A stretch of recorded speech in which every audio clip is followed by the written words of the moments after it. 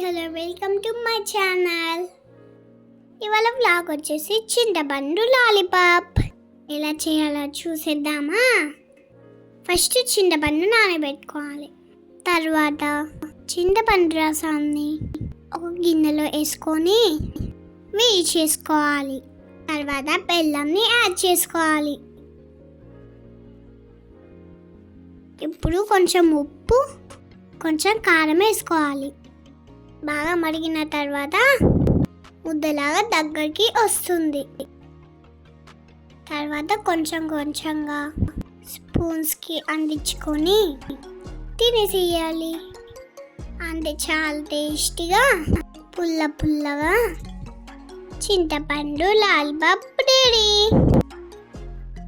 ఈ లాలీపాప్స్ అంట 90s kids వాళ్ళకి ఫేవరెట్ లాలీపాప్ అంట.